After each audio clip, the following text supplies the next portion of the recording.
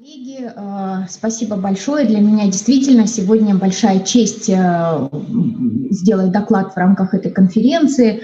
И я хотела бы поприветствовать Бена Слея, Данияра Шаршенбековича, Луис Чемберлен. Для того, чтобы начать, я хотела бы буквально несколько слов сказать о том, что такое антропоцен. Сегодня мы уже чуть-чуть так или иначе касались этого термина. Тем не менее, он достаточно молодой и был введен только в 2016 году на заседании Международного геологического конгресса. И вот именно там было объявлено о начале эпохи антропоцен. Действительно, антропоцен от голоцена и других эпох, он отличается тем, что человек становится преобразующей геологической силой Земли. И именно эти вещи отражены в этом отчете о человеческом развитии, в юбилейном отчете. Вы знаете, вот я хотела бы сказать о том, что для меня этот отчет о человеческом развитии, он стоит в ряду очень значимых событий. Вот таких событий, как, например, Рио-92, когда в 1992 году в Рио-де-Жанейро собрались страны, больше порядка 200 стран, которые выразили тогда свою обеспокоенность тем, что происходит на планете, тем, что происходит в мире, и очертили некие контуры того мира, в который мы только входим. В Рио, опять же, в Рио плюс 20, эта конференция состоялась в 2012 году, тогда во главу угла уже ставили вопрос по поводу того, какое будущее мы хотим, и насколько мы можем сейчас прогнозировать, менять, создавать свое самое будущее. И тогда были заложены основы зеленой экономики, которая сегодня уже, я не побоюсь этого слова, но достаточно прочно вошла в нашу жизнь, с одной стороны, как понятие, но с другой стороны, уже и как некие результаты, буквально это случилось в 2012 году. И вот, на мой взгляд, вот этот отчет о человеческом развитии, он стоит в ряду вот этих больших значимых событий, потому что он, с одной стороны, показывает как компас, куда мы пришли, и в контексте будущего, которое мы хотим, он задает базовый вопрос: а есть ли у нас выбор? Есть ли у нас выбор этого будущего в контексте того, что происходит сейчас на уровне всех планетарных систем? И вот эту иллюстрацию я сюда интегрировала для того, чтобы, знаете, мы экологи, мы часто говорим о том, что мы пытаемся думать такими большими временными отрезками. И если мы посмотрим на эту иллюстрацию, мы можем увидеть, как на протяжении миллионов лет жизнь, она старалась, она меняла окружающую среду, меняла для того, чтобы, как вот совершенно справедливо заметила госпожа Чемберлен, создавать условия для жизни. И вот мы сегодня соотносимы, мы, человечество, соотносимы сегодня с зелеными растениями, которые когда-то кардинально изменили облик нашей планеты. Но все это время это происходило так или иначе вот в контексте таких сил природы, как энтропия и так далее. Сегодня это может произойти осознанно. То есть наше изменение окружающей среды, изменение планетарного лика может происходить осознанно. И отчет говорит об этом, что человечество берет на себя эту ответственность. И это, наверное, базовый месседж, который звучит лейтмотивом во всех главах этого отчета, что вы, может, помните, еще не так давно были большие споры вокруг того, что являются ли вопросы, связанные с изменением климата, виной, происходят ли они по вине человека. То сегодня в рамках этого отчета речь идет о том, что человечество берет на себя ответственность за то, что происходит на нашей с вами планете. И это, наверное, один из самых-самых значимых вещей, о чем говорит отчет.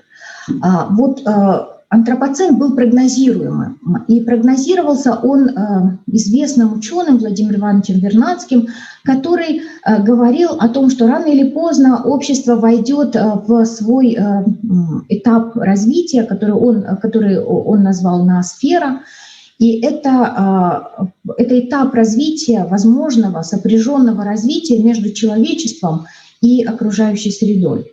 И вот насколько это развитие будет сопряженным, сегодня зависит в том числе от нашего с вами поколения. Я хотела привести 3 очень значимые выводы Владимира Ивановича Вернадского, и они заключаются вот в чем, что вот то, что мы с вами видели перед этим, да, жизнь все время создает условия для жизни. А каким образом? Дело в том, что она реализует вот все вот эти экологические системы, мириады живых существ, которых мы видим вокруг нас, они включены в сложные геохимические функции круговорота веществ и энергии. И вот дело в том, что в принципе биосфера может осуществлять эти сложные геохимические функции простейшими одноклеточными организмами. И такие крупные существа, как мы с вами, например, для этого не нужны биосфере. То есть мы должны понимать о том, что сегодня наступает, с одной стороны, эра нашей ответственности за то, что происходит, но с другой стороны и заканчивается эра так называемой исключительности, да, человека в контексте того, что как устроена биосфера. Невозможен единственный организм, который бы мог исполнять все эти геохимические функции. И в ходе геологического времени мириады живых существ, которые жили до нас, сменяли друг друга экосистемы, но сами функции оставались неизменными. И вот сегодня в антропоцен это вопрос того, что мы начинаем менять вот эти геохимические функции. Это действительно достаточно опасный этап, от которого зависит то, а что будет вообще с достаточно большим количеством живых существ, и в том числе с нами тоже, потому что мы неразрывно связаны с окружающей средой своими телами. Антропоцен говорит о том, что предупреждающие огни наших обществ и планеты мигают красным. Это отмечено в юбилейном отчете. Юбилейный отчет приводит вот такую иллюстрацию того, что происходит на сегодняшний момент. Было выделено 9 базовых планетарных границ, которые касаются тех или иных аспектов экологического кризиса. И мы сегодня видим, что часть из этих границ перейдена. Вот этот зеленый круг внутри, он говорит о безопасном объеме, да, то есть там, где мы можем так или иначе двигаться. И вот выход за это зеленое пространство, он говорит о том, что мы нарушаются базовые условия, нарушаются как раз вот этот вот цикл химических и биогеохимических функций потоков веществ и энергии. И сегодня вы видите, что базовыми проблемами, с которыми сталкивается вот сегодняшнее человечество и планета, это, с одной стороны, деградация экосистем и вымирание, шестое массовое вымирание видов, о чем мы говорили чуть раньше. К сожалению, оно происходит по вине человека. Это климатический кризис, это изменение азотного цикла. И вот сегодня сколько времени у нас есть для того, чтобы осуществить масштабные изменения. По данным Межгосударственной комиссии по изменению климата ООН, у нас есть период, временной лаг порядка 12 лет.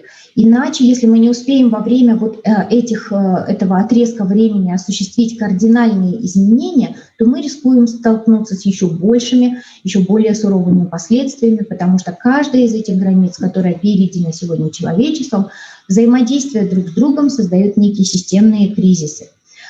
Я хотела бы отметить, что в контексте того, что сейчас происходит, Кыргызстан стоит на страже ряда из этих границ, потому что действительно на сегодняшний день на территории нашей страны еще сохранились экосистемы, которые могут поддерживать эти балансы. С точки зрения изменения климата, действительно сегодня госпожа Луис Чемберлен уже отмечала, что каждый из нас сегодня, каждый день ощущает на своем собственном теле и домохозяйстве вот эти проблемы, связанные с потеплением, да, с изменением климата. Мы живем и чувствуем волны, вот эти тепловые волны. Вот эта картинка, она показывает многолетний мониторинг погод, да, и отклонение от среднестатистической нормы в тот или иной год. Каждая из этих полосочек характеризует определенный год. И вот отклонения в сторону похолодания, они отмечены синим цветом, отклонения в сторону потепления, соответственно, красным. И концентрация цвета говорит о том, насколько сильным было это отклонение от среднестатистической нормы. И вот мы видим с вами, что последние десятилетия все больше и больше разогреваются. Средняя скорость повышения температуры на территории Кыргызстана составляет где-то 0,24 градуса порядка за десятилетие. Да? Но и этого уже достаточно для того, чтобы вызывать такие серьезные изменения, как таяние ледников. По прогнозам ученых мы можем потерять к 2100 году порядка 40% стока водных ресурсов, а это значит, что мы потеряем, что нам придется переформатировать очень многие сферы нашей экономики, жизни, повседневности и так далее. И мы сегодня уже должны быть готовыми к этому с одной стороны, но с другой стороны прилагать все усилия для того, чтобы не допустить этих драматических изменений. Я вот хотела бы, кстати, остановиться на том, чтобы выразить большую благодарность лично госпоже Чемберлен, послу Великобритании Чарльзу Гаррету и Министерству экономики, и вот лично Данияру Шевченбековичу за огромный вклад в создание определяемых на национальном уровне вкладов и повышение амбициозности в этом контексте Кыргызстана, потому что действительно нам необходимо сейчас сфокусировать свое внимание на том, что мы можем сделать и какой вклад мы можем осуществить в рамках Парижского соглашения. Несмотря на то, что мы маленькая страна, но тем не менее мы можем сделать большие дела и мы можем внести достаточно серьезный вклад. К сожалению, когда мы говорим о вопросах изменения климата и вообще о о системе поддержания климата, часто из нашего фокуса уходит на второй план вопросы поддержания этого самого климата и функционирования самой биоты. И вот доклад возвращает нас, отчет возвращает нас в это русло. Отчет говорит, что сегодня нам необходим новый взгляд на путешествие по пути человеческого развития. Нам необходимо возвратить планету в центр внимания. И здесь нам нужно сказать о том, что функционирующая биота, она стабилизирует климат. И пока физически неустойчивый климат Земли остается под контролем биоты, что проблемы углекислого газа как таковой не существует. И все изменения, возмущения, связанные с выбросом углекислого газа, могут быть стабилизированы работающими экосистемами.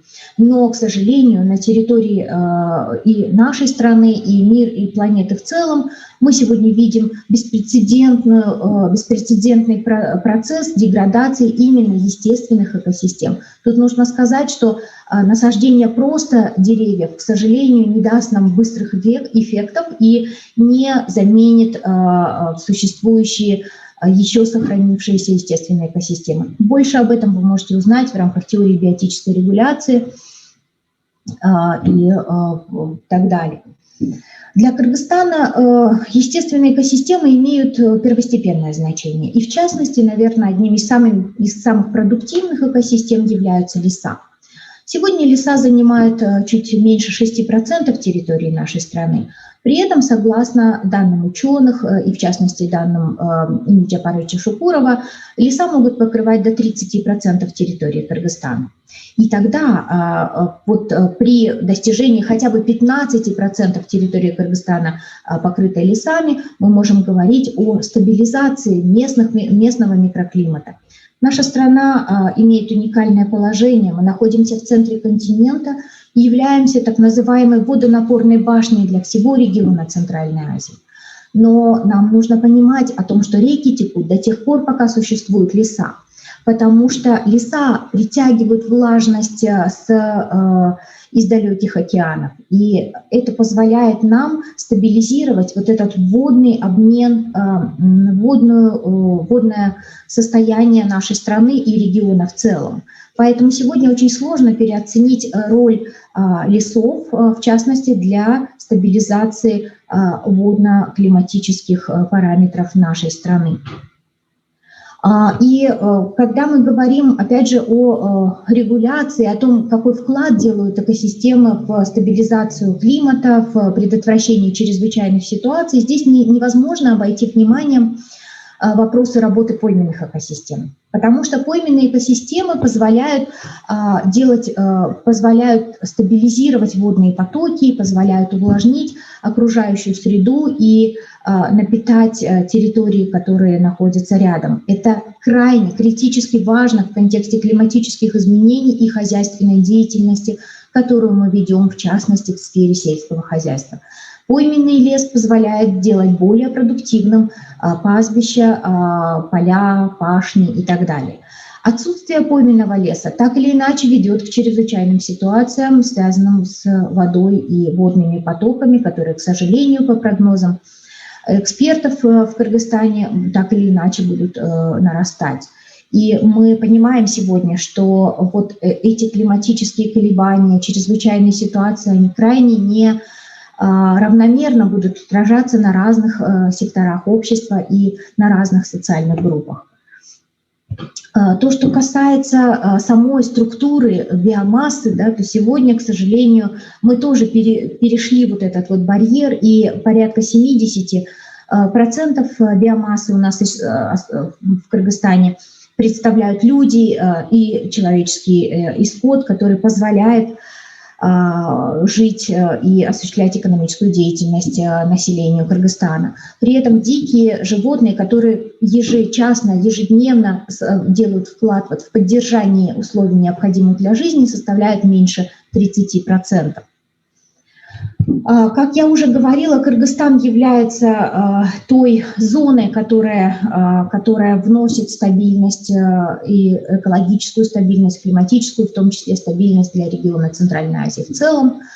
Не зря мы стали одними из инициаторов резолюции Генеральной Ассамблеи ООН, юбилейная, опять же, кстати, которая была приурочена к 75-летнему заседанию Генеральной Ассамблеи. И мы находимся в данном аспекте в створе вот этой декады, которая была озвучена Организацией Объединенных Наций по сохранению и восстановлению экосистем до 30 года. И действительно, мы являемся частью горячих точек по сохранению биоразнообразия. Всего на планете насчитывается порядка 200 таких точек, но Кыргызстан, как вы видите, да, на вот этой карте, практически полностью всей своей территории попадает в одну из таких горячих точек сохранения биоразнообразия.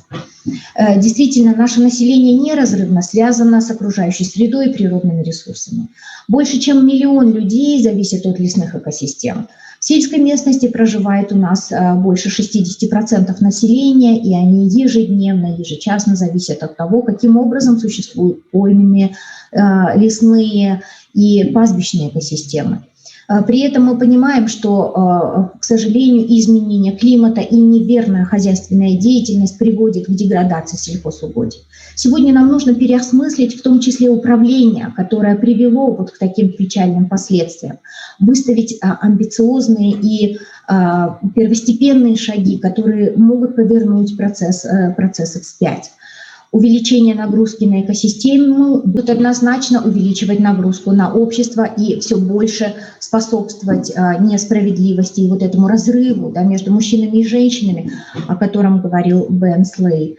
И, к сожалению, сегодня мы говорим о том, что неравенство, оно растет. Уже сегодня разрыв жизни между мужчинами и женщинами времени жизни составляет больше 8 лет, времени здоровой жизни и того больше.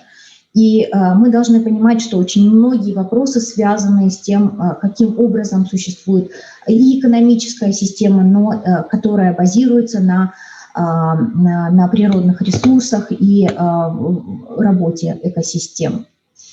Вот один из значимых моментов, на которых я хотела бы обратить внимание, которые также затрагиваются в рамках, с одной стороны, вот этого отчета, но с другой стороны подготовлен и отчет ЮНЕП по предотвращению следующих пандемий и зоонозных заболеваний. Речь идет о том, что сегодня вот эта вот ситуация, связанная с пандемией ковид, она связана во многом с исчезновением барьеров между человеком и животными носителями вирусов из-за того, что уничтожаются естественные границы, да, уничтожается естественная среда обитания экосистемы. И, к сожалению, вот отчет говорит о том, что наступает новая реальность, и в этом смысле пандемия ковид является лишь острией копья. На территории Кыргызстана находятся природные очаги таких опасных инфекций, как чума, холера, сибирская язва. Это не значит, что мы должны теперь не посещать и не жить на территории, обозначенных, например, вот красным штрихом, но мы должны с мудростью жить и взаимодействовать с этими территориями, понимая всю ответственность и понимая сложности и риски, с которыми мы можем так или иначе сталкиваться и в дальнейшем. И это имеет сегодня большое значение, вот каким образом выстроить инструменты верного и правильного взаимодействия с теми рисками, которые существуют на территории нашей страны.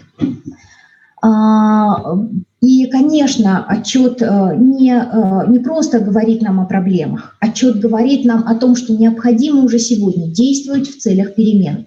Нам необходимо переосмыслить роль биоты, необходимо переосмыслить экономику. И сегодня капитализм уже не является ответом на те запросы современного человека, которые стоят перед всеми обществами мира.